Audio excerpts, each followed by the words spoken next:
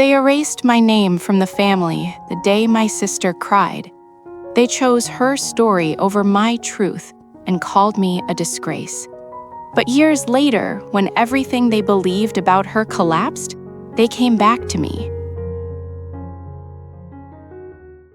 Hello everyone, and welcome back to the channel.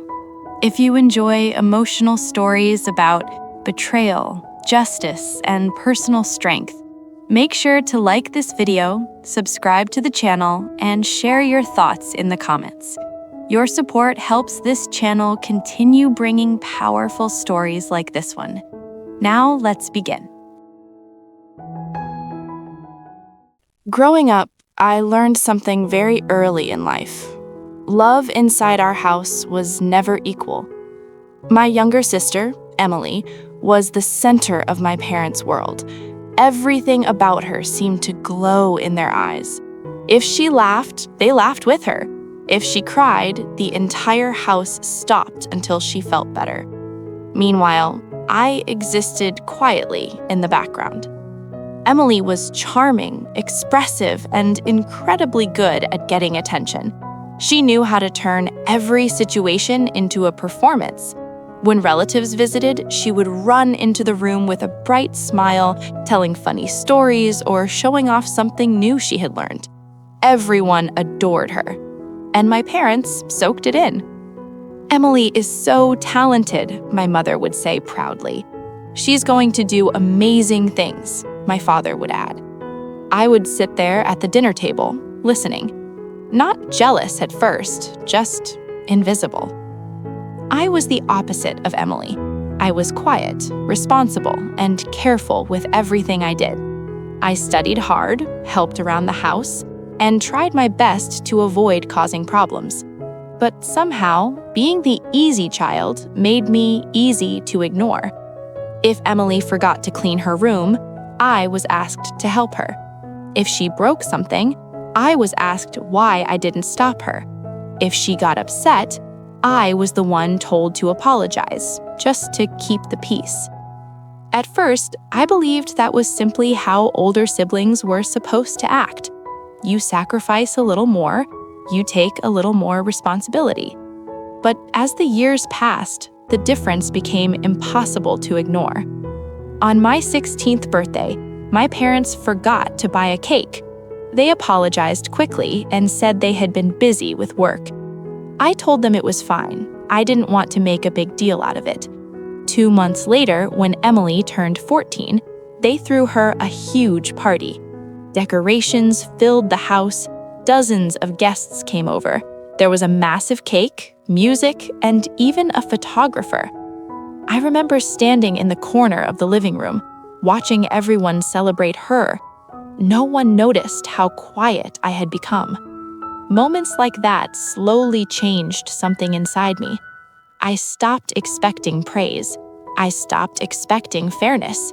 Instead, I focused on becoming independent as soon as possible. School became my escape. I spent extra hours studying, joining clubs, and planning for a future that existed outside of our house. Because deep down, I had already started to feel something uncomfortable, something I didn't want to believe. In my parents' eyes, Emily was the daughter they loved, and I was simply the one who happened to live in the same house. I didn't know it yet, but that quiet imbalance, the small moments of favoritism, the endless excuses for Emily, was building toward something far worse. Because one day, Emily would tell a lie, and my parents would believe her without hesitation. The night everything fell apart started like any other. It was a quiet evening at home. I had just finished studying in my room when I heard the front door slam downstairs. A few seconds later, Emily's voice echoed through the house. She was crying. Not just upset crying, loud, dramatic sobs that instantly pulled everyone's attention toward her. I stepped out of my room and walked down the hallway toward the living room. By the time I got there, my parents were already surrounding her. My mother was holding her shoulders, trying to calm her down. My father stood nearby with a serious expression. "What happened?" my mom asked. Emily pointed at me the moment she saw me enter the room. Her finger shook as if she was terrified. "It was her," she said through tears. The room suddenly went silent. My heart dropped. "What are you talking about?" I asked, confused. Emily wiped her face dramatically and took a shaky breath. "She stole my money from my savings box. I confronted her about it, and she threatened me." For a second, I thought I had misheard her. "What?" I said. "That's not true." But Emily cried even harder. "I knew you'd deny it," her voice trembling. "You always think you're smarter than everyone else." My parents turned toward me slowly. Their expressions had already changed. Suspicion, disappointment, anger. "I didn't steal anything," I said quickly. "You can check my room, my bag, whatever you want." But Emily shook her head like she was terrified of me. "She told me if I told anyone, she'd make my life miserable," Emily said, her voice barely above a whisper. My father's jaw tightened. "Is this true?" he asked. I couldn't believe what was happening. "No, of course not." But the more I defended myself, the more emotional Emily became. She covered her face and sobbed harder, leaning into my mother as if she needed protection from me. And that was the moment I realized something terrible. They believed her. Not one of them asked for proof. Not one of them asked why I would suddenly do something like that. Emily's tears were enough. My father looked at me with a cold expression I had never seen before. "I'm ashamed of you," he said. The words hit harder than anything else. "I didn't do this," I insisted, my voice shaking. But my mother shook her head slowly. "We trusted you," she said quietly. The accusations kept piling up. Every explanation I gave sounded like an excuse in their ears. Every denial only made them angrier. Finally, my father pointed toward the hallway. "Go to your room, pack your things." I stared at him, stunned. "What?" "You heard me," he said coldly. "If you can steal from your own sister and threaten her, then you are not welcome in this house." My chest tightened. "You're kicking me out over a lie?" Emily sniffled behind them, and my parents never looked back at me. "Leave," my father said. And just like that, my place in the family disappeared. The night I left home, I carried everything I still owned in one small suitcase. Clothes, a few books, and the quiet shock of realizing that my family had erased me from their lives in a matter of minutes. No one tried to stop me. My mother stayed in the kitchen, avoiding my eyes. My father stood near the door with his arms crossed, as if making sure I really left. And Emily? She watched from the hallway. Her tears were gone. In fact, for a brief moment, I could have sworn she looked almost calm, maybe even satisfied. I stepped outside with nowhere to go. It was late, the streets were quiet, and the reality of what had just happened slowly began to sink in. I had no savings worth mentioning, no backup plan, and no idea how I was supposed to survive on my own. But I knew one thing: I couldn't go back. The first few months were the hardest period of my life. A friend from school let me sleep on her couch for a while, but I knew it couldn't last forever. I started taking every job I could find, waiting tables during the day, stocking shelves at a small convenience store at night.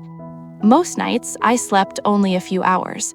Sometimes, exhaustion made everything feel unreal, like I was watching someone else's life instead of living my own. But slowly, something inside me started to change. Every shift I finished, every bill I paid, every small step forward reminded me that I was still standing. I enrolled in evening classes to finish my degree, even when I felt like I had no energy left. While other students talked about family dinners and weekend visits home, I stayed quiet.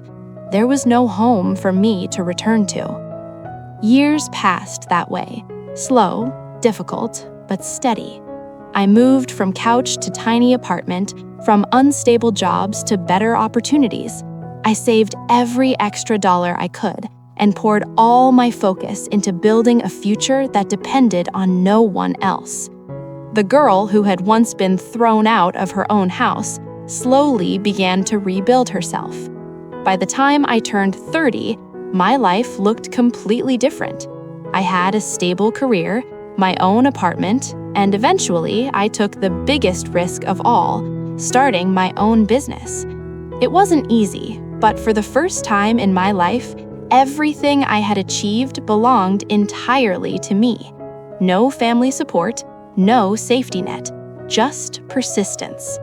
And through all those years, one thing remained painfully consistent. My parents never called. No birthdays, no holidays, no messages. It was as if I had truly vanished from their world. At first, that silence hurt more than anything. But over time, the pain faded into something quieter, something colder. Acceptance.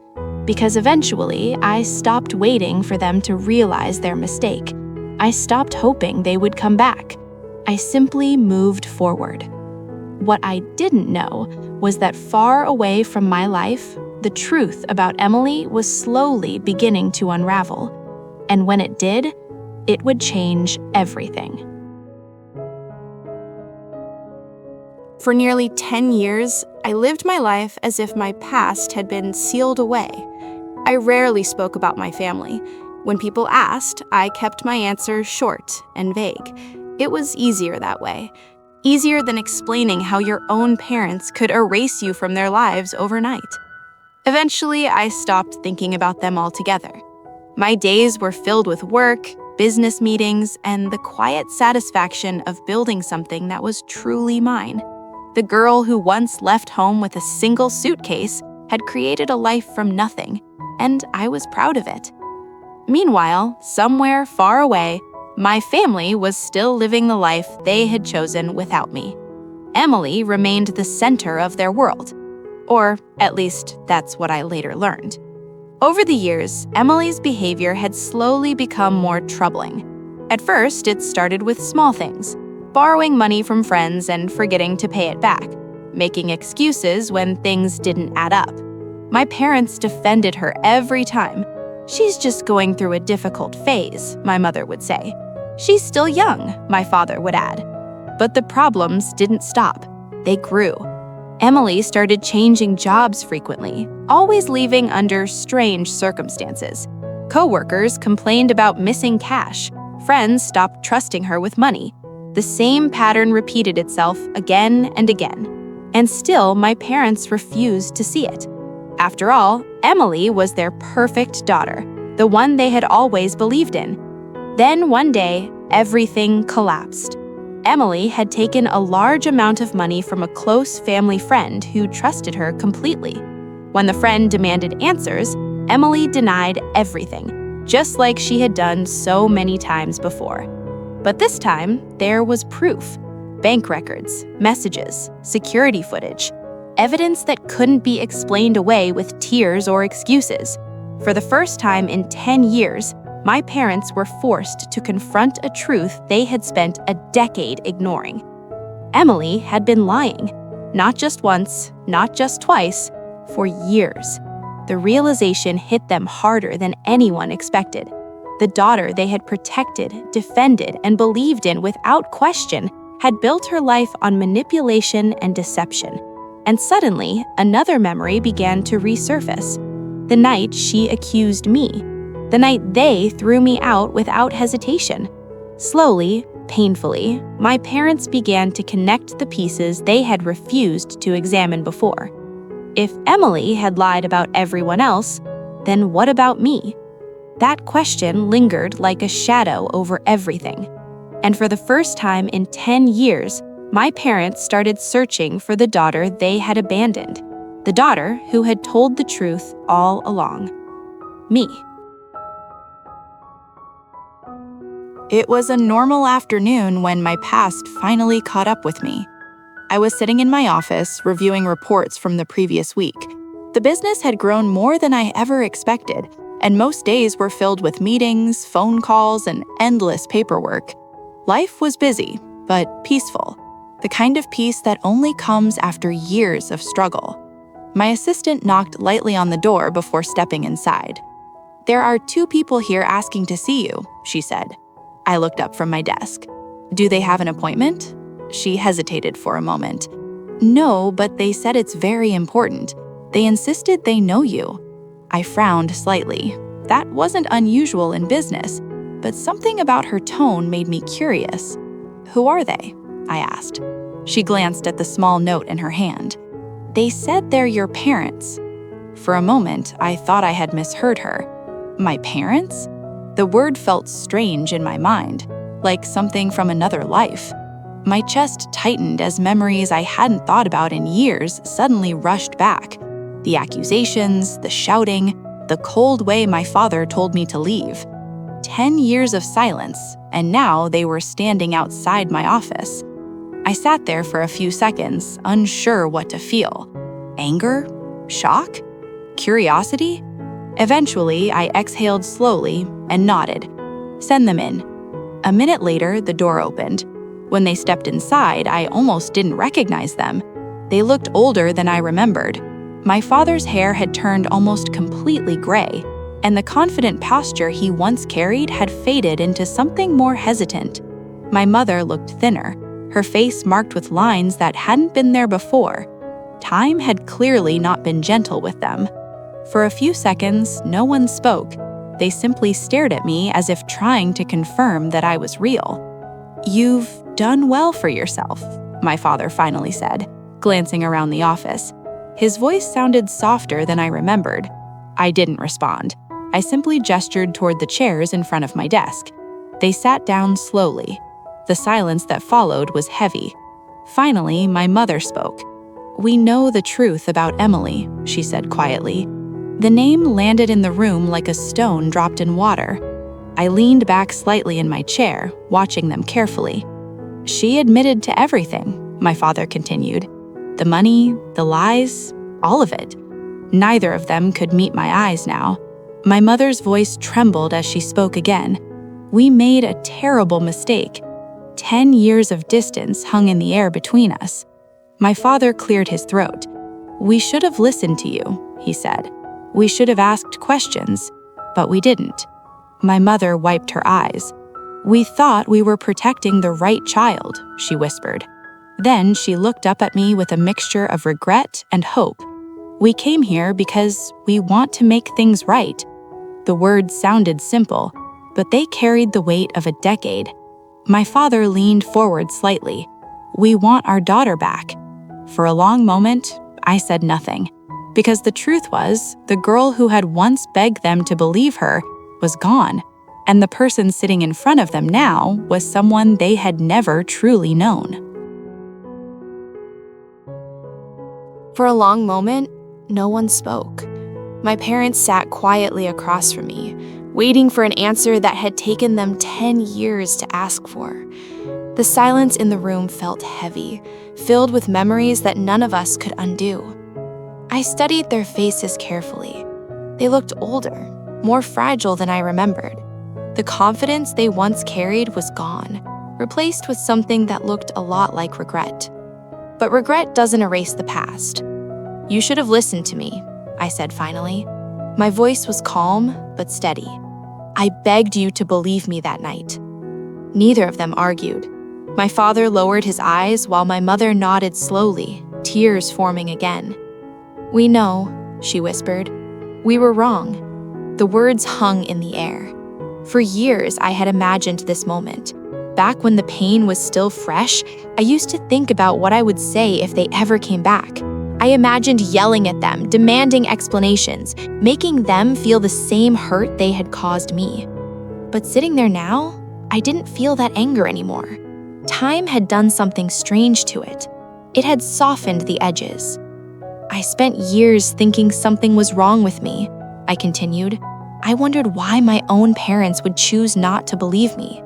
My father's shoulders sank slightly. And eventually, I said, I realized the problem wasn't me. Another long silence followed. Then my mother spoke carefully. Can we start over? She asked. The question was simple, but the answer wasn't. I looked around my office, the business I built, the life I created, the independence I fought so hard to achieve. None of it existed because of them. It existed despite them. I forgive you, I said at last. Both of them looked up immediately, hope flashing across their faces. But I gently shook my head. Forgiveness doesn't mean everything goes back to the way it was. Their expressions slowly changed as they understood what I meant. The family you lost 10 years ago doesn't exist anymore, I said softly. I wasn't angry when I said it, just honest. You made your choice back then, and I had to make mine to survive. My father nodded slowly, as if accepting something painful but inevitable. They didn't argue, they didn't beg. After a few quiet minutes, they stood up to leave. And as they walked out of my office, I realized something important. For the first time in my life, the power of that story belonged to me. Sometimes the people who hurt us the most are the ones who were supposed to protect us. But your worth is not defined by who rejects you. It's defined by how you rise after they do. If this story meant something to you, don't forget to like the video, subscribe to the channel, and share your thoughts in the comments. Thank you for watching, and I'll see you in the next story.